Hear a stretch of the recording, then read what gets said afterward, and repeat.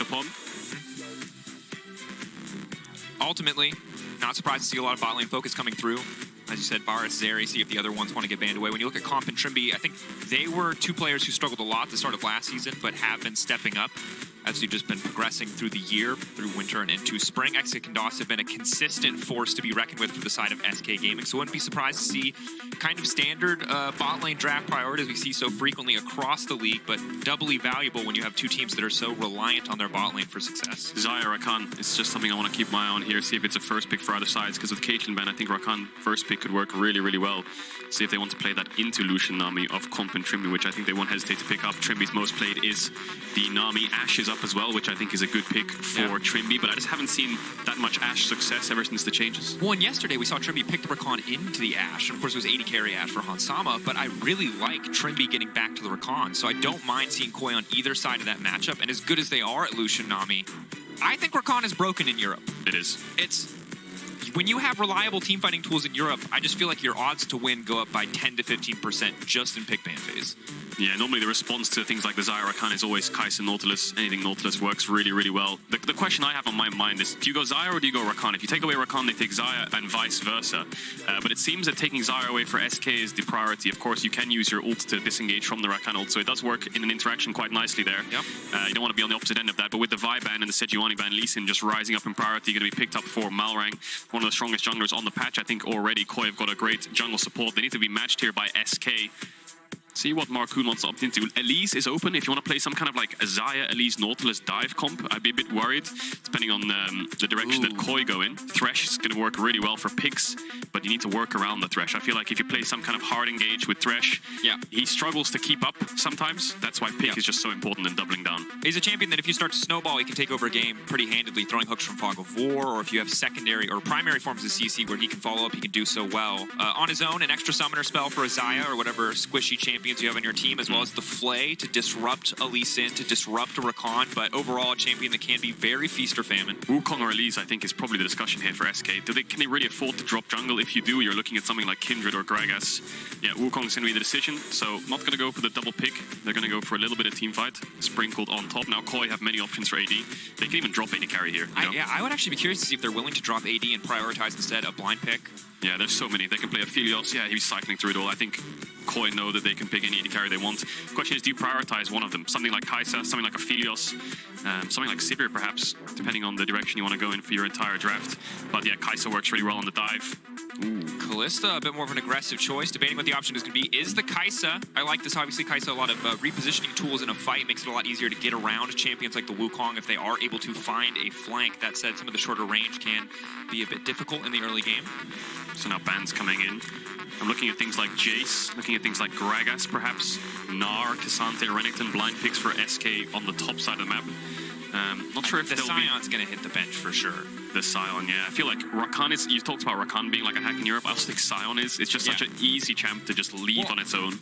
And you talk about it being hacked, but SK Gaming are the original hackers. They're the ones that were busting out to Scion, willing to play tanks even when it was a lot of the, Cassante on the top side in the winter season. Now debating what the option is going to be. Maybe they're not too concerned about it. I like front to back in Europe. I generally think it's super safe, but we saw from Koi yesterday, they can bust out these TF compositions, split the map up, build and snowball these leads, and I think that's something that has to be respected because Scion is very big impact in a team fight, but not very big impact in a side lane. I don't know how much I'll like Koi's comp if they actually commit to full hard engage against Xayah Thresh. I feel like they have a lot of disengage already, so Koi might need to work on their front to back a little bit. A mage or something like Talia for Larson, Ari, Syndra, something like that would work really nicely in making sure that they do have some kind of DPS next to this Kai'Sa. Last ban coming in here, Silas Jack's taken off the board. TF is the removal from SK. We saw Larson yesterday pop off against G2 with that champion. LeBlanc is going to be actually the takeaway. I wonder if SK are looking at something like a Kali. Certus, obviously very comfortable Akali player. I think is the champion that naturally comes to mind when you think of him as a player. Koi now debating what the options are going to be here. GP, good space. I mean, they're hovering through a lot of stuff. I'm not sure where they're going to end up. Vigar would be bold. Can do a lot to interrupt the Lantern if you get first set up on a play. Yeah, looks like it's just going to be a blind top just to give counter to Larson. No real surprise. Gnar, safe and easy. Camille would do really well into the Gnar. Something like Kennen we haven't seen just yet, but I think, oh yeah, we're on 13.4, aren't we? So the Kennen buffs haven't actually come in. I've been watching too much. No, you're so cursed. Yeah, you're not allowed to read patch notes when you're a caster until it's live. Everything's just mismatched up. Yeah. X-Kick's looking over at Shigenda, taunting him. I don't know if you get the cameras on them. They're pointing at the Gwen, saying that we're going to pick it. But there's the Akali. I think there's no surprise. Actually, it's a Scion. It's just going to be that you touched on it. Scion for irrelevant. SK just going to put that in top side. I think they have a really standard front to back here. Wouldn't be surprised with some kind of mage, Talia, anything can fit into their comp whatsoever. There's no real force of any champ that needs to go in, any champ that needs to peel back. I think their comp's just so well rounded that Certus can play an assassin like Akali, can play a mage like Victor. I like the Azir here. Azir in general, I feel like benefits a lot from having this BP front line. Xayah does as well, but she has her own self-peeling tools. Not that Azir doesn't have a dash, but can be very strong. I think the biggest thing is going to be mid-game. If they can get through mid-game unscathed on the side of SK Gaming, if they can find early game leads even, it's going to be so easy to play this out. But you look at the amount of setup between the Rakan, the Lee Sin, potentially a Syndra now to follow as well. Koi can absolutely dominate early game. No, please, no. No Azir Corki. No Azir Corki. Lissandra. Yes, I love this champion, and it's not just because I play too many A-ramps. Actually, such a fantastic engage tool.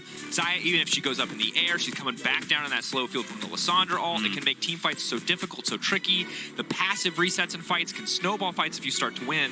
But this is a pick we have not seen a lot of. So while on paper I can see how it would work, it's a bit volatile. So Lissandra is a champion that works really well with Lee Sin specifically in mid 2v2s. Normally you see Lee Sin with Syndra or Ahri, anything like TF that can set him up. So Lissandra works really well in this 2v2. The only problem is Lissandra's lane phase into Azir is horrific. One of the hardest. Lissandra's biggest 3 counters in lane are Azir, Cassio, Syndra. Mages that just outrange her. Even Victor is quite tough. So the lane phase for Larson will be hard, so they need to make sure they can get Certus's flash early so he can't play that aggressive on this Azir. But Lissandra, Lee Sin level 6, moving to sides, 2v2 mid jungle. It's in their hands the first 10-15 minutes of the game here. Koi, it's just a question of whether they can run away with it. SK are very happy sitting back and just watching them make mistakes, watching them try to win the game themselves, and if they don't, they will outscale them. Are they ready for the spice? Of course. Koi busting out the first Lissandra of the year here in the LEC. See what it can do. See what they can bring to bear. Maybe get out of some of that laning phase, but I'm ready for mid-jungle. We said it was going to be about bot lane, but when you see Lee Sin, Lissandra locked in, you highlighted it already, Kadril. Lee Sin doesn't have to hit a skill shot because Lissandra just holds him still, and then Lee Sin comes in and just gives him the old roundhouse. Just stun them punching the air, but you need to kick. It's time! Koi! SK Gaming! Let's get into it.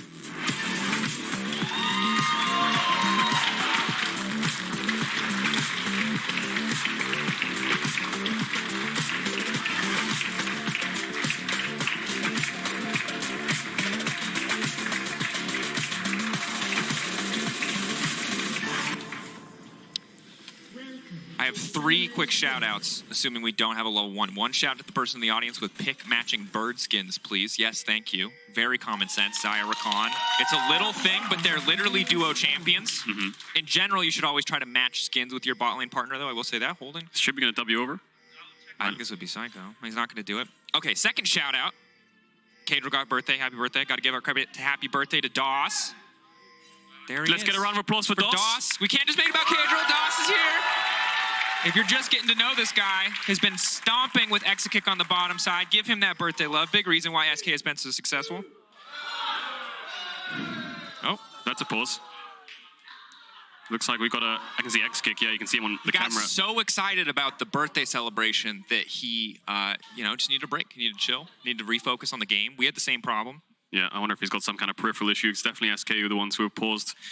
Nothing's happened on the level 1 just yet. We saw Trimmy hovering. Maybe he's going to put a ward down, but yeah, nothing's happened. But did you have a third shout-out, or are you on wait for the game to start? Wait, I have a graphic. Oh, you have a graphic for it? I have a graphic. Okay, we'll wait for your... It's a special shout-out. Special shout-out. It's a special shout-out. Oh, that's cute. Okay, we'll get that one then. But yeah, SK versus Koi, important game. Best of ones. I think week 2 is the week where it's the least pressure. Because week 1, you come in, all eyes are on you. New roster, new seat split. Let's see what You're got. kind of trying to get momentum. Yeah. Week 3, everything's on fire. You need best of 1 wins. Everyone's stressed out. You're facing elimination. Week 2, you're chilling.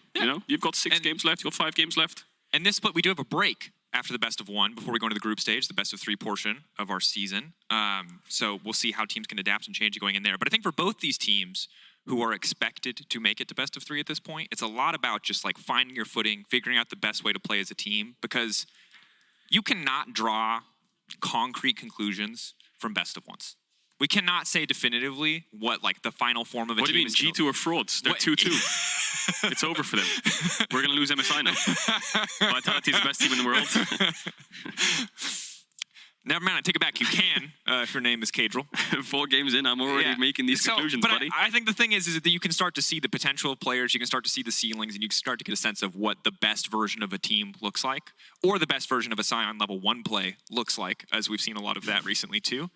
So it's really just about, solidifying expectations for both these sides. This is the pick order, this is the draft that we had, and I think for SK, they're new at the top of the table. This is a team that we didn't expect to be up here. They have certainly earned their place, and now they're going toe-to-toe against Koi, who, former champions. In winter, we were ready to see them potentially continue that dominance. A fish. Yes. You're just making lists about facts about Koi. They're a fish. Yep. They're in pawns. Yep. They can get really old. Really? Yeah, I think they get really old. How do you know that?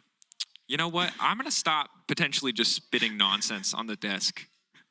I think that's dangerous, even if it's Koi facts. I think spreading information, misinformation is a bad habit. Where are we saying? Second place? Yeah, second place. And now they've kind of dropped back into what I would call the Koi comfort zone. And that's not a positive thing to say about a team, is the comfort zone, because their comfort zone is like top 3, which for any other team would be great. But for Koi, it's like you've won and you've been top 3, top 4 for so many splits now that it's like, we need to see more. Yes, it is a new roster. Yes, we're seeing you step up in regular season, and that's positive. But I think if you're a Koi fan, you're like, come on, top 2 minimum. You need to be in those finals. They do. They struggle in the best of ones in winter. We'll see if they can bounce back in spring. But I have a question for you. Yes. How long do you think Koi fish live for, on average? Wait, okay, now I have to find out if I'm actually just spitting nonsense. I'm going to believe myself. I'm going to say 100 years. 200 years. A Koi fish can live for. Wow. That's ridiculous, isn't it? Over 200 years? Yeah. Apparently they're extremely intellectual as well. That's cool. Koi facts. Can you imagine, your children's children could see the same Koi in a pond?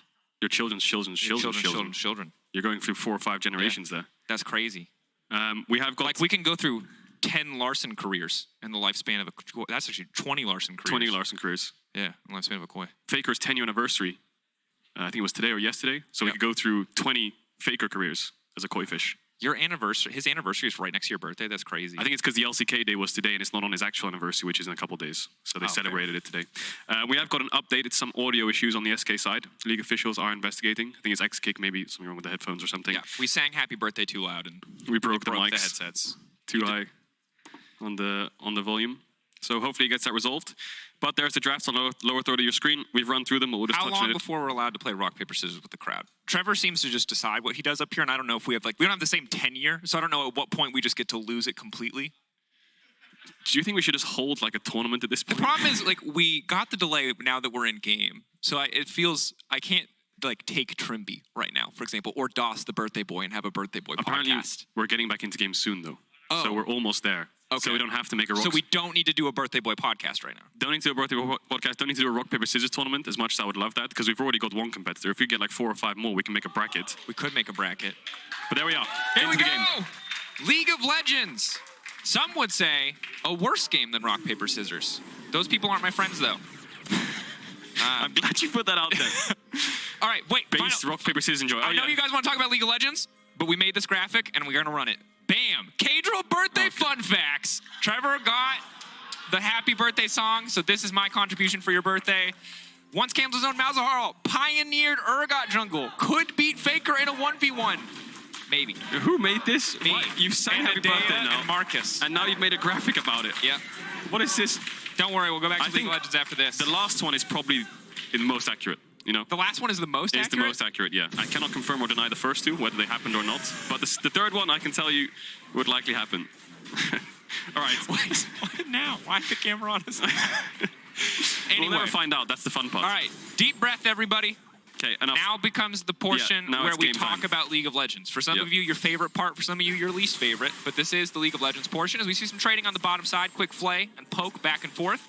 And right now, again, we highlighted it. Lissandra, Lee Sin together as a duo, very strong. But Lissandra's early laning phase can suffer a lot against the Azir. It's kind of hard to trade, hard to poke the Azir in the same way that he can poke you. Yeah, definitely. So getting the push early here. See a lot of trading on the bot side. DOS actually landing the flay, and Irrelevant got a really nice level 1 trade onto Shigenda. He's playing the Comet on Sion. I think this is a 369 classic from last year or the year before, where you play into Gnar, you just take Comet, you can proc it with E, you can proc it with Q, it helps him poke out the Gnar in the lane phase to actually start pushing in these waves. Both junglers started on the red side, so they're kind of mismatching one another right now in terms of crabs. It looks like they'll trade evenly, but there's a lot of trading going on in bot. Longsword, 3 potions for X-Kick, 2 already burned through. Corrupting pot for Larssen, who it's really hard for Lissandra to get the push in this lane. Couple more points in Q, and when he can get that minion dematerializer out, then he can start pushing back a little bit. But again, every time you walk up to Q the wave, you're just getting chunked out by the Azir. So we'll see how they play around it, but Malrang's already here. This is what we need to focus on. They need to get the Azir flash early to make Larssen's life a little bit easier. If they trade flashes here, Lissandra for Azir, that's actually worth it.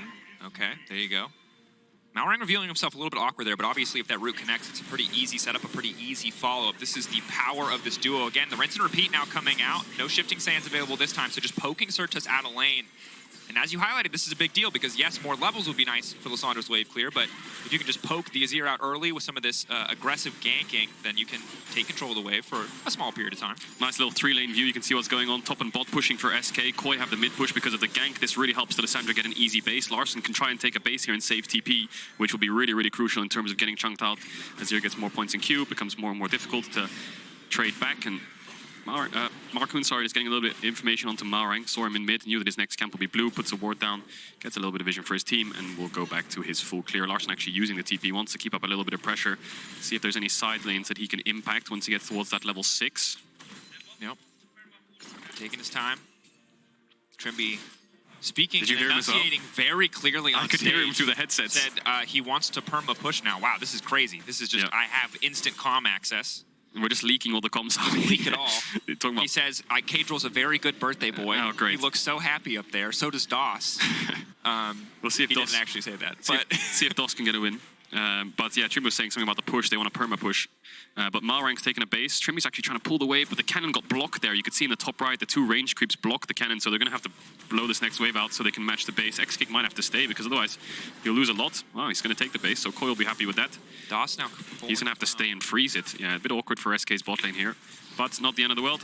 Can stay in free or try to pull the wave. Might get a little bit of poke down, but he should be fine. Yeah, Koi doesn't really mind. Looks like DOS is going to try and hold the range, but they're going to have to stay and stop him. Little minute things in bot lane. Want to make sure you have the small advantages, and he manages to pull it out. So it will eventually bounce this wave, but it means that X-Kick won't lose. Ooh, he stopped his base as well. Excellent cancel there. That's really nice, actually, for the bot lane of SK. That means that they're actually up in tempo. Markoon's right behind Shigenda, really low HP. They could probably just get an easy kill here, depending on Shigenda's position. He needs to run down the river. Luckily for him, Malrang is there. Already has the slow.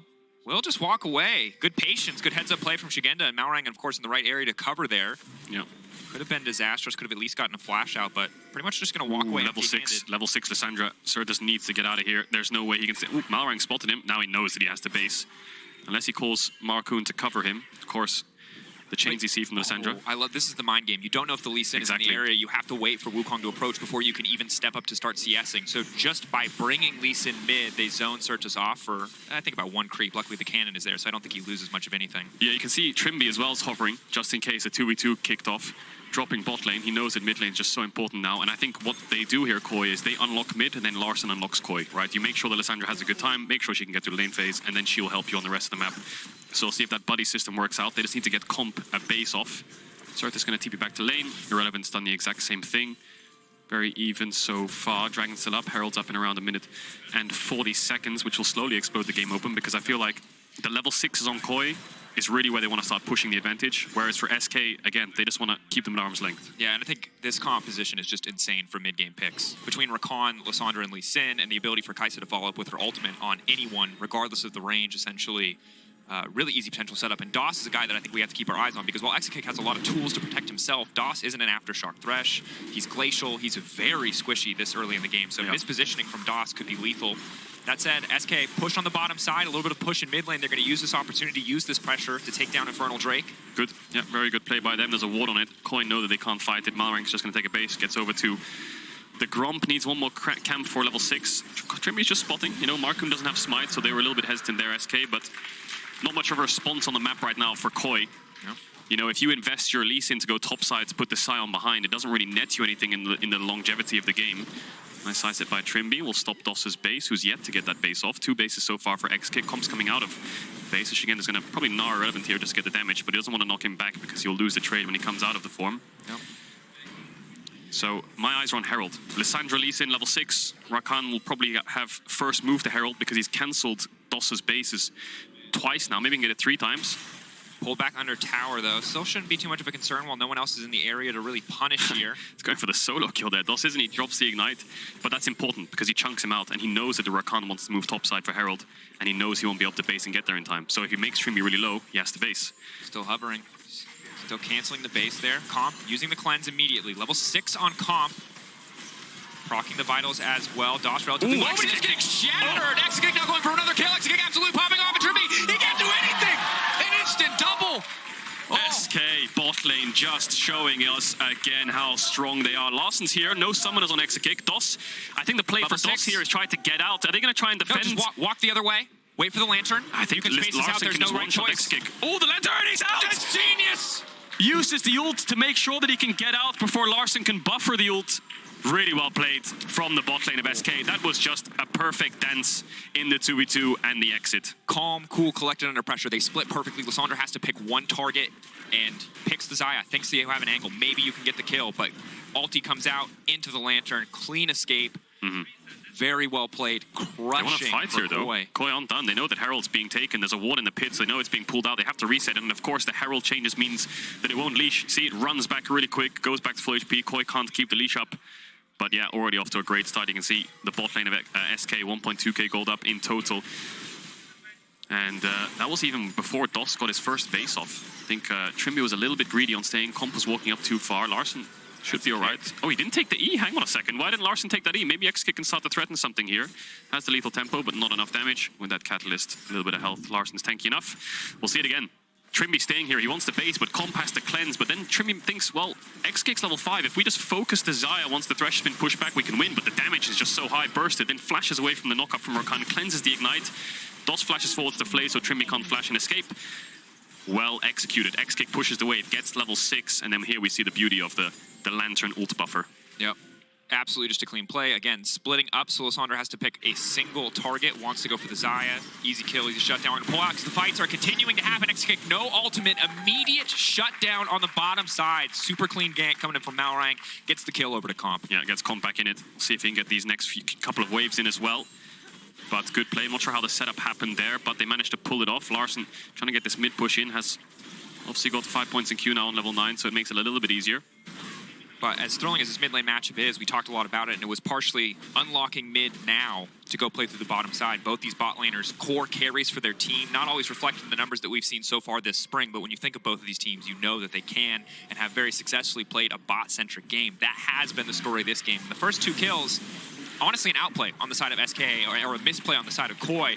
The follow-up from Malrang, though, I think an excellent read on the situation bot side to kind of bring Comp back into this game. And the desk highlighted it really well when it comes to SK. This split so far, it's been more about Irrelevant, actually. Yeah. But showing what they found success in winter is playing around this bot side, and as much as it was in the 2v2, putting Irrelevant on Sion basically gives that away from draft. So we'll see if Markoon can start to help out his bot lane, who is winning, still up in gold, still will get the push, getting close to those mythics. Blue buff passed over to Larsen, 1 minute on the next dragon. Herald in Markoon's back pocket as well if he wants to start threatening that bot tower. And it's just a dance of bot side river vision right now. Trimby trying to spot out Markoon where he can. Malrang mostly will look for lane ganks, I think. It's really hard for him to just set up through river and kick against Thresh. Yeah. Trimby gonna be happy if he can just catch this wave, however. He just needs to tick over to level 6 before they can really get anything kicked off here. Irrelevant doing well on the top side of the map, only down 7 CS, really not losing out too much, only 200 gold in the favor of the Gnar early in the game. So overall, despite early action, despite trades back and forth in the bottom lane specifically, pretty much dead even. The biggest difference is going to be the Herald, which will turn into about 300, 600 more gold. And now, fight kicking off, immediate chain CC, pushback from Certus, coming in just in time. Malrang not quite able to finish the job, and Markoon getting kicked back into Certus. It's almost a disaster, but he does not connect. A little bit of a mistake from Malrang. When we see the replay, I'll explain what he tried to do there, but he messed it up just slightly on the angle. But big kill there for SK. They actually have the losing mid-jungle 2v2, but punishing the mistake from Koi. Quick to react there, Markoon manages to get a kill onto the Azir. That's going to sting. No ult on the Lissandra either. Can look for this plate if he wants to here, Larson, but needs to be careful not to get chunked out too much. Being forward, though, means he doesn't really have a good way out, but of course has a big health advantage at this particular moment in time. Yeah. Surta's not going to continue to trade. Larson still has flash, so wouldn't be a good deal. As on the top side of the map, you're going to be getting a lot of work done, but mostly just focused on clearing out the wave. No jungler to start the dive. If we get a slow-mo here on the Lee Sin, I'm not sure if we can, but what he tries to do is he hits the Q and then he tries to ward jump to the side, baiting Surtas. He's going to Q, but he's actually ward jumping. So if he ward jumps a bit more to the left, he can dodge the pushback, and then he has enough gap close to actually burst him with QR. Yeah. But instead, he actually gets pushed back on the W, which gives Surtas enough time to react. So a bit of a mistake from Malrang, not having the right angle on the pushback from the Azerald. And that's going to hurt.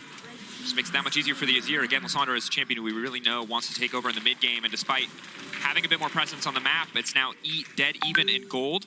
And Marcoon's starting to build up a bit of a lead in the jungle overall. And we know how the Wukong scales. It's going to be much easier for the Wukong to impact these team fights, skirmishes as we get later and later into the game. SK very happy with this. They just want to play team fights, yeah. It's on Koi to start getting some more leads. The Lissandra plays haven't been going in their favor. First on bots, now in mid. Herald still for Marcoon. Where is he going to put it? I think placing it mid would be great, but you can see Malrang and Trimby reading the play because Comp will get bot push. And they have bot side vision. I think they're a bit wary as to where Marcoon will place it. You're always on your toes when the enemy team has Herald, ready to defend the tower, ready to defend the play as to where they place it. Play things down in 30 seconds. They see Marcoon running bot, so now they'll pivot towards bot side, likely to try and stop it. I just try to overload mid here. Oh, they're going to go mid, A lot of potential setup here, just immediately going to lock him down. There's surely no way out of this for the Azir. Surtas gets the pushback, but he will not get the dash out to safety. Clean kill in the mid lane for Koi. Now they're going to run bots here, try to defend this Herald. I don't think SK can get the entire tower in time. There's no Rakan ult, no Lissandra ult, but they still have the kick. Needs to be careful if they overcommit. Doss is playing Lantern, making sure his team is safe. Backing up, they want to finish this tower. They do, but they're on a numbers disadvantage. They really want to commit to this. Larson's still mid, actually, so it is a 3v3. I think Trimby kind of faking there as Malrang backs away. They do, of course, have the ward in the brush, so they'll spot that out. I think they can walk up and get it now, you know. No playthings, that's just 2 hits, tower down. Yeah, nothing they can really do, Koi. First tower over to SK. Mythic advantage on Exakick. 6.5k gold right now. Yeah, and this is massive for the side of SK because, again, now if they have these kind of leads, if they're able to push out in lanes and get it set up first, Xayah and Azir absolutely not champions that you want to be fighting into.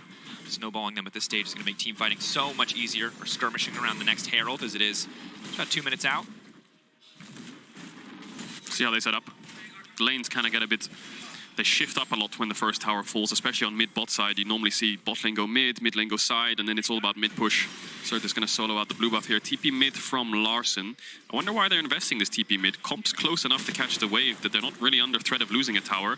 Maybe they think they want to force top. They probably have a 0 timer of flash in their head, and they want to set up on top side. So what they're going to do here is probably look to dive the Azir. SK need to respond quickly. They should know that Larson TP'd back, and they want to force this really, really hard. Is Surtas aware of the play? Are they checking? He has stopwatch. Koi's Ulti, pace. 8 seconds. Yeah. Ulti's going to be big here. SK no. SK no. He's going to get out, but they're going to get a little bit of vision here. Koi trying to group up. Malrang's going to go to Krugs, and now they will swap the Lissandra onto side lane. So attempt of a fast play there from Larson. Didn't work. Going in. Hitting Trimby is big. The instant chain CC knocked up before he can dash out to safety. He has one more dash. He's taking burning. Goes golden, but now irrelevant. Just gets the free fall. Malrang is going to kick him over the wall. No, the W taking him as anybody. Does not matter. The decimating smash over the wall from Irrelevant is just too precise. I think he had the flash W there, but he decides to W. A little bit greedy. Nice Q from Irrelevant. Now Koi trying to set up on the Azir. Flash just came up now. No, it's actually 10 seconds away. Ward's going to spot them out. Surta's playing really well on this side, playing very defensive. Exakick's going to get another tower. That's 2 towers over to SK. They'll eventually swap the pressure up the top side. Koi running out of options. Over the wall. Overforcing a bit. Yeah, they saw him. But you can see that they're desperate to get something done. They really want to find a lead in this mid game. Their 2k difference between these teams is almost entirely on the bottom side of the map for Exakick. They might get some gold back here if Shigenda can take this tower, but falling behind in the mid game like this, not ideal because, again, when it comes to simple, clean execution and planning, SK have a composition that makes the late game easy for them, whereas Koi are going to need Fog of War. They're going to need flanking vision if they want to find this setup. Malrang's going to kick him here, maybe. Kick back, push back, traded. Larson now going in. Surtas can't get taken down. Marcoon now spinning desperate to get his mid laner out of there, but it's too little too late now. Frozen Thrall moving in. Knock up coming through to deny anything else. Marcoon going in. Marcoon looking for the Martouch. Marcoon still standing against the red buff. He's healing. Larson going to get one back, but he's going to cost him his life. Marcoon making the outplay happen. 2 for 2. Marcoon just held his ult as long as he could, knowing Malrang would queue back in, knocks him up on the damage so he can trade back. And Larson had to commit to kill the Wukong because the Thresh Xayah were right behind him. He had no way to escape, so can't really fault him for committing to that. So 2 for 2. You can see how favored it is for the Lee Sin and Lissandra. That's underneath the tower at a gold disadvantage on jungle that they're actually able to win it. Shigenda's been sitting bot this whole time. He's got a bot tier 1. Irrelevant was hovering on the top side. Without TP, he thought maybe a 4v4 would kick off. He wants to be ready to respond. And Shigenda with the TP advantage means it was a little bit of a hard decision for him to make. Now he's looking to try and stop his base to help them get a little bit of tempo on this bot side, but he's going to give the wave over to the Azir. Spotting him out. Found him. Finding the cancel. Knockup is there. Black Cleaver plus the proc movement speed should just take him out to safety. Leaping over the wall, Irrelevant. There's a wall there. There is a wall there, indeed. Certus TP is up, so wanted to catch that big bot wave. Good guy, Irrelevant, you know? I don't care about my CSD stats. That's a massive wave bot. The Azir is my carry. You can have it. I mean, it's really just get you a top laner who can do both. You said it yourself. The desk was talking about Irrelevant. We've been talking about Irrelevant this whole season. It has been a standout, you know, individual performances, but he's given us some of that winter flavor that we got, where he's just on the top side, tanking, engaged now coming in. Dot's gonna be the focus. So easy to kill this Thresh. Trimby now fishing for a little bit more. Shigenda zooming forward, running as fast as he can. Desperate to get Marcoon knocked back to the wall. That's the Gnar, that's the follow-up, and the kill shutdown for Koi is huge. SK over forcing a bit there. Koi quick to punish. They wanted to get that top tier 1 with the Herald that they just picked up, but they're ready to respond, and Thresh really struggles against this much hard engage. If he's the front line, then he's as good as gone in a couple of seconds. He needs to be the one that's playing the Lantern, but with Sion on the other side of the map, he has to be the front line. He has to step up and threaten the hook to push them back to get the tower. Ends up costing his life. See if they get this mid tower here. He needs to be careful of a shuffle, but Comp, just one quick auto attack. That'll make it easy. Now on top side, exit kick. Still stepping forward, but it's level 13 to level 10. Really only Larson not having cooldowns is the difference there. So here, they're going to place the Herald down to try to force the entire tower. Maybe they didn't expect Koi's bot lane to be here and they were going towards mid, because what happens is DOS steps up for a hook and then boom, all of a sudden there's 2 members from the bot side. There's a TP coming in, regrets that decision instantly. Everyone has to evacuate. And all the meanwhile, Malrang's getting the dragon, so they're winning on both sides of the map. Yes, they lost the Herald for it, but they defended the play with the Herald. Good presence of mind from Shigenda to make sure they can get this second kill. And all they lost for it was a little bit of creeps in mid, you can see on the minimap there. Meantime, Malrang taking the dragon as well. So Koi, despite starting to fall behind, found an avenue on the top side of the map to really bring themselves back into the game. Now up a Drake and only down 600 gold, which is a pretty insignificant amount at this stage of the game.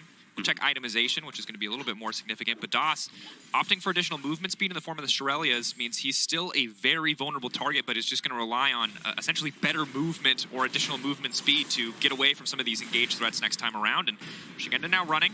Sion running faster. No flash. Gets slowed. Nice input buffer on the hop. Is able to make it out to safety. Dashing away, but there's just no way out of this one.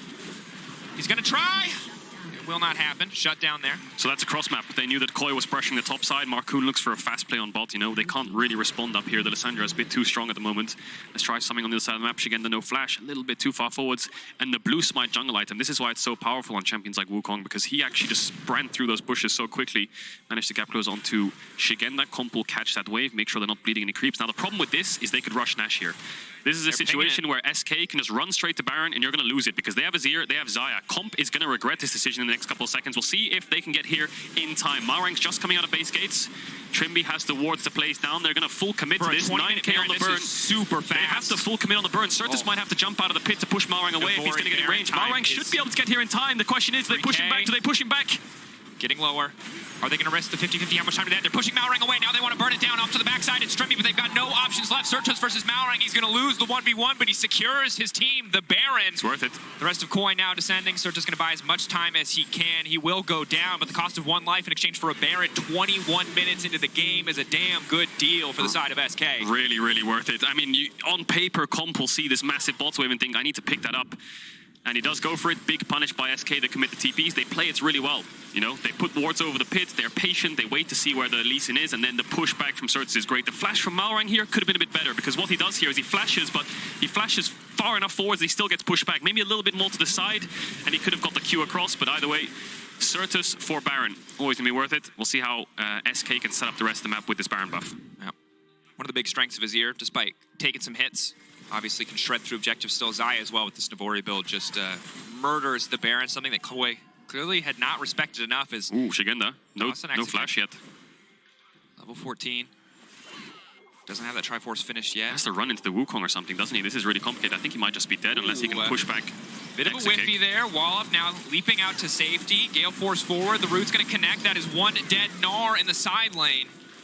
SK consistently punishing Shigenda for overextending. Larson now coming in. No TP on Irrelevant. They need to be careful here. So much CC, so much media damage, but the cleanse already coming out. The feathers are flying. The feathers are going to get pulled right back. Larson holding on for now. The E over the wall. The timing not quite right on the Zonias. Escaping, but burning so many resources. Certus! Oh, he's behind enemy lines! That is not where you want to be! That man misread the situation. Need to keep chasing here, Koi. Q lands on the DOS. Waiting for Flay. Flay back, not going to be enough. No flash on now going in. Marcoon.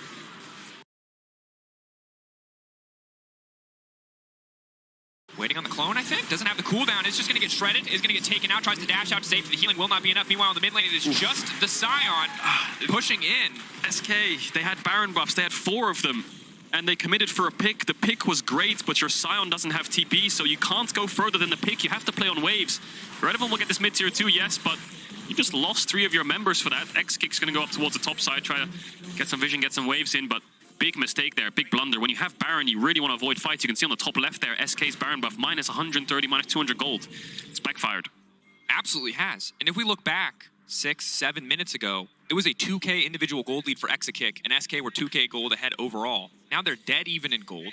They've essentially thrown away their Baron buff. We're back to dead even, and Larson is now wildly far ahead individually, which is a big threat in the coming exchanges. Yeah, the pick is good. I think picking off Shigenda here, no flash, pushing that bot wave, but look how far away that bot wave is. Then you really need to get this pick, get back to bot, push in the waves, and let the Scion push top. The problem is, once they get the kill, they don't go to the wave. They just kind of walk into the jungle, Irrelevant, no TP, and then Certus here, you can't really fault him. He sees a fight, he TP's in. But the problem is, they're all running away, so he's stuck behind enemy lines, and then he ends up falling. The rest of SK fall as well. Oh no, it's a must just be colossal miscommunication. DOS's Lantern was there, but DOS kept walking. Regardless, we can see that SK clearly had a different plan in their mind to what was actually happening. As they get taken out here, down in the picture-in-picture, you can see contesting, looking for setup, big hook onto Trimby, follow-up, pushback is there. They take the Rakan out of the equation. Excellent for the side of SK. They can now even up the Drakes. Should be easy. Koi don't even want to contest this. They just need to pressure the top side every time the enemy team has tempo or numbers events from one side of the map. You have to do something on the other side. So Larson's just going to push top.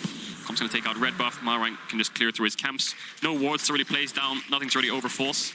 And yeah, big pick for SK. That's the power of the Thresh. Hook hits. If you can just push him back with the Azir or something like that, you can get that single kill. Then you can control the rest of the fight. Yeah, and you can just see the roller coaster that this game has been in terms of gold difference there. The bottom of your screen. But of course, I also just want to talk about this matchup overall, and this is a huge credit to SK. They're neck and neck with Koi, and if we had said this last year, you would never have believed me. Koi were the kings of best of one. Now we're seeing SK really fighting with fire, fighting on even footing for the most part. But that said, I feel like Koi starting to get the better of them in these plays, whereas at the start of the game, it was Koi making so many mistakes, Koi getting punished, Koi getting outplayed. It's now SK, I think, getting a bit over-aggressive, a bit overconfident. Yeah, you need to calm down a little bit, have a bit more patience, especially when you have things like the Baron and you can avoid fights and play more on waves. They need to make sure they don't get, you know, too overconfident, too cocky on these plays, because yes, you are ahead, but you outscale them. There's no need to take these skirmishes in certain parts of the map.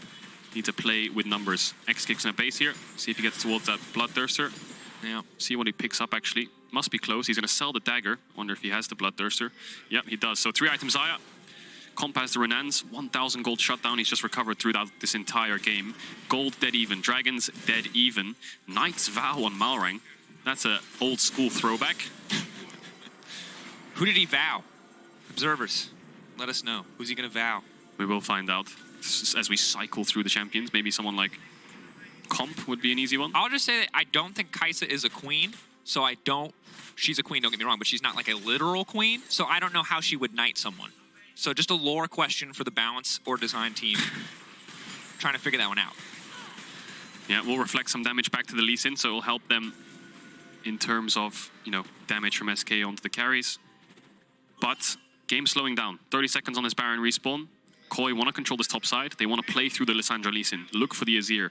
Look to make sure that they can find a pick first. And that's exactly what they're doing. Level 16, they're going to jump over the wall, try to be sneaky, try to find their way into this top side jungle.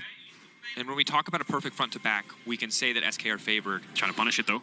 But a perfectly executed combo coming in from Koi can be devastating. They're now on the run, however. Scion unstoppable. There's not a lot of room for Larson to go. They're not going to get hit by the initial stun now, fishing for the knock of Larson. Is he going to have enough time to ult himself in this exchange, waiting as long as possible? He knows he will die if he ults himself. He'll be easy pickings. So they will just back away, holding on to most of their relevant cooldowns. 4 seconds on Larson's TP as well. SK should know the TP's up. There's no risk in... There's a lot of risk, sorry, in starting this Baron. There's no reason to do it. Koi, quick to respond. Looking for those plays, and Irrelevant's just TPing up there to make sure that they're safe on this top side of the map. Sion doesn't want to go bot, and Shigenda can't threaten the tier 3. So it's just a standoff Aram, basically, a vision control. Every time someone gets chunked out, they need to reset. DOS needs to reset for wards. Lots of creeps being bled out here on the bot side of the map, but Irrelevant's used his TP. So if you put Certus down there, it becomes a lot more complicated to start pushing Koi back. You've lost one of your carries. Comp's gonna get the mid wave in. I think Koi have a good option here to look for a Baron Force. Try to start it, maybe have Shigenda and Malrang stack up the Mega Gnar, look for a turn. But they don't have to rush things. Comp looks like he wants to take a base, actually. I wonder what he's going to go back to base for to buy. Ignite on Larson. Who's going to make the mistake first? Who's going to make the engage first? Level 16 Larson, 3 items, has the death cap. If he can find a squishy target, if he can reset with the Lissandra passive, it gets so hard for SK to play these fights. But again, when you see Lissandra Gnar, you know what the ceiling looks like for team fight execution. It's hitting 4 or 5 people, winning the fight with 2 buttons. R from Gnar, R from Lissandra, easy peasy. But again, if you fumble, if you misstep, Azir, Xayah, that is a ruthless backline to play against. They punish so incredibly well. It is. It is indeed. Vision control. Looks like he's picked up the Baby Last Whisper. Comp needed to get through this Sion. Not full armor, of course. Normally we see comps full AD into the Sion. At least this time they have something like the Lissandra, and the Kai'Sa is hybrid in a sense as well. Yep. So should burn through him. 50 seconds on the next Dragon. Not that important. Puts you on soul point, yes, but a Baron is always a worth trade, so Koi will just keep topside control. They could have Shigenda solo out the Dragon. Push out top here, take a base, solo Drake. But I think Koi are the ones who will pull the trigger first. Larson. They're the ones who can start up this objective and look for the turn. Waiting Larson. for darkness. Trying to fish for the jungler. Immediately just gets deleted. Larson pushes R, Comp pushes R, and that's all she wrote. So trade it back for Trimby, but that is not a good trade for the side of SK. Does stop Koi in their tracks. It makes it so starting up Baron becomes a lot harder because you are in a 4v4. Irrelevant can force his way in here. You did just invest the Lissandra and the Kai'Sa ultimate there, so SK are aware of it. Your single target damage is just dropped, and they can afford to walk up and start face checking here, but that's the power of Koi's comp. If they could progress the fight from there, they would take over. But they weren't in a position to. SK were too far back. 8 seconds on the Dragon. The easy objective here for SK is to start it up. They need to be careful here. Hook hits Shigenda. Lantern in. Still going to go forward. Certus fishing for it. The Comp clean flash backwards, and now Certus is in no man's land. He's got no protection left. He goes golden, buys a brief moment. Larson on the flank. Keep your eyes on Lissandra. It's going to be big. X kick flashing back. Safety getting kicked back into the team. SK, it is all falling apart. Another member will drop, and Koi take the fight. They should take the Baron as well. They could even maybe look for 2 objectives here. They could go to Dragon together first and then back up towards the Baron. They have 40 seconds to work with on this side. There's no reason to give anything over to SK. DOS is going to have to flash over the wall. Larson has a blue orb there. He sees the jungle support of SK, but the carries just got so exposed in that fight. Certus just trying to shuffle a Kai'Sa with ult and flash up, going way too deep, and the next kick gets kicked. Really well played by Malrang, so they can secure both neutral objectives, and now the game has been blown wide open. Certus just a bit over-eager this game, I think it's safe to say. Has been really trying hard to force some of these plays, and they've just been consistently not working out in his favor. And I get it, you want to go for the shuffle there, but I feel like once you're past 2 items on his ear, the shuffle time of the game is mostly over. It's a game of chicken, and you're playing a game of chicken against one of the best AD carries in Europe, right? So he's going to react. If he doesn't react, granted, maybe you get a kill there, but very, very risky, especially on a champion like Azir. But let's look at it again, because they're playing Thresh. We talked about Thresh as a pick comp champion, but you're pulling in an Azir here. I think DOS's idea is to chunk out the Gnar and then back away, maybe push the Gnar with the knock. But Certus commits really, really deep. Comp chunks him out to 1 HP. And let's look at Shigenda here. This buffer timer on his Q. Repositions, seeing the Zhonya's, evolves into Mega, and just boulders him on the last tick of the knock-up to make sure he can get the kill. Then X kicks way too far forwards. Malrang gets a perfect positioning. He flashes away here, but kick flash is beautiful. Onto Comp. Both carries are down. SK have to run. Such a well-executed fight by the side of Koi. Of course, they're kind of just open arms, letting SK run into them, but still, clean kick flash from Malrang. Really making sure they can complete the punish there. Now, X-Kick and Certus have to be careful, but this time Markoon and Irrelevant are there to cover. SK still have breaking points, though. No Rabadons on this Azir yet. That's something they're going to work towards. Dominic's on Desire would also be a really nice pickup if they can get towards it. So SK aren't out of the game yet. The timer is still ticking for them to get stronger and stronger and stronger, but this is Koi's game now with this Baron. They're going to engage here. I think they're trying to dissuade the push. A little bit of fake pressure here from SK. They don't actually want to fight. They just want to make Koi a little bit hesitant to walk up to this tower, buy some time. No. Minute 50 left on the Baron. So just burning resources to kind of take this time away from Koi to stop Koi from potentially breaking open the base. Koi are at 3 dragons. They're on soul point. In 3 minutes, they can't aim for the mountain, and that'll feel pretty much like GG, but Larson ready to come over the wall immediately to try to lock down Exekick. Cleanse now coming out holding weight on the pullback, can now just pull them back. But he doesn't time it right. No, Larson has the extra stopwatch. Yeah, that's it. It's the extra stopwatch, the extra stasis, stop the pullback, the roots, but the hook. There's no follow-up. They're not going to risk it this time. They're not going to flip it. A lot of pings on this bot wave here. Koi could go top to mid to bot here and start threatening a tier 3 after this mid wave crashes. Malrang's maybe going to hover down there. Loads of pings from Koi on this bot wave. They really want to buff it up. This would be a great shift from all 3 lanes if they can threaten that. But they don't have the Lissandra ult. Larson doesn't have the TP either. So as much as this bot wave might be stacked up and Malrang's pushing it in, I'm not sure if they can threaten the tower with it just yet. Larson has to be careful here. Yeeing out safety. Malrang split pushing. Comp. Going forward into Irrelevant. Irrelevant shouldn't have enough damage on his own to take this matchup. Is still stepping forward, though. Still trying to zone, but I think he's realizing this is not a matchup that you win. Immediate ult forward, Lantern out to safety, but he still goes down. Yeah. Comp says, round 2, baby. I think that was a Kraken auto attack. All the meanwhile, Malrang's been split pushing bot. The 2 cannons, are they hitting the inhibitor? They are. 2 more shots.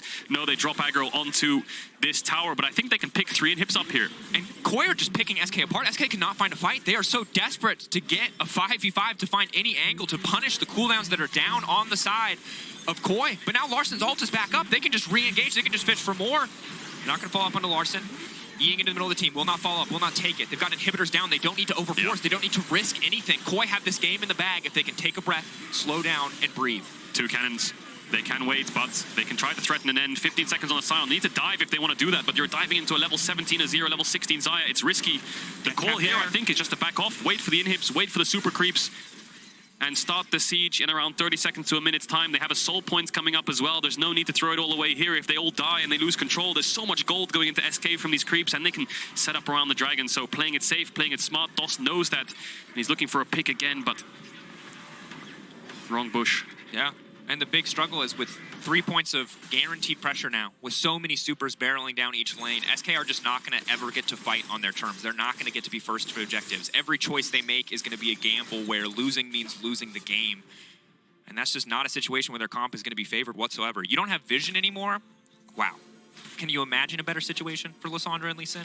Yeah. It's miserable. It would take a miracle in the form of Koi absolutely sprinting it for SK to take this one back. You're walking into hell, really, aren't you? Trimby's putting the wards down. Larson has the TP. I'm interested, actually, to see what Larson does, because he's actually on the top side of the map right now. He has TP, yes, but I think he's going to threaten some kind of end if they go towards the dragon. It's good to have that extra pressure point. If they 4-man, 5-man towards this Drake, and you have 2 super creeps, you can start pushing in. So again, they can TP in. Boom, the game is over. So they're playing a bit of push and pull here, Koi. I think if you commit 5 members to the Drake, it's easy for SK to respond. Yes, they risk a little bit if Larson TP's in, but they know that there's nothing to be worried about. As long as Larson is here, he's going to force at least 1 or 2 members to respond to him, and it means that SK never have the safety to walk into the jungle, to contest this objective. They're leaving their options open. Koi have many plays here. It just depends on what SK does, and SK are going to do nothing. They're just going to stand still, and I think that's the best call. Sometimes the best call is to do nothing, and SK can't walk in here. They can't really make a pick onto Larson, and they can't leave their base. So now, here, the siege will start now. Larson will pull this top wave in. Actually, just going to TP. They're just going to go 5-man mid, wait for these waves to come in. They will have to threaten the dive onto this comp of SK. Looking for a pick here, SK as well, but Vision's there. Koi stacked up, and once these waves start pushing in, it's going to be really hard for SK to clear it. The best thing they can do is try to engage, and in my eyes are on Irrelevant. Hook landing, trying to lock the Shigenda leaping out to safety. Shirelli is now used. Small cooldowns being burned. SK, coordination has not been flawless in this mid to late game, but they need to find that coordination now. They need to play perfectly together if they want to hold on. Lissandra. Every time he E's, SK have to back up. They have to be ready for him to commit. They have to be ready for him to go in. I think Koi are waiting for the Mega. They're going to wait for Shigenda to get that Narbar back up, and then they can commit with Rakan Flash. They can commit with Lissandra. Hook connects, but can they follow up? A little bit of chunk always helps. SK are holding on pretty nicely. Sion is here, but here comes the Mega. Slowly building up. Shigenda off to the side. X-Kick isolated, but they're burning through the towers. Larson in the midst of the entire team now. It's an excellent ult to get things kicked off. X-Kick now leaping backwards, but he's not ready to protect Shigenda, and Malrang tag teaming onto X-Kick, looking to shut this 80 carry down and take him out of the game. Koi, a clean finish. Calm, controlled, collected in the late game to bring this win home as they tie SK up at 3-2 after they take some time in the base. Gotta farm those stats, don't they? Good execution from Koi. Didn't really need the Mega towards the end. It's just Lissandra Rakan. It's just way too much piled on top of SK. As much as their comp was slowly getting to the right timers and slowly getting to the items, they had lost too much before that began. Yeah, and I think credit to Koi again. We saw SK build up a pretty decent advantage with their bot laner, but really good at finding these picks, really good at punishing SK for overstaying their welcome. SK finding Shigenda on a side lane multiple times this game. The second time they're able to do it, they overstay their welcome. They burn their Baron buffs, and everything kind of falls apart. And Koi are a team that you cannot afford to give advantages back to. If you give them a lead, they're going to play well with it. You can't just take risks like that. And I like it when Koi have tools to win the game. Rakan, Lissandra, Lee Sin, these playmakers in the mid to late game.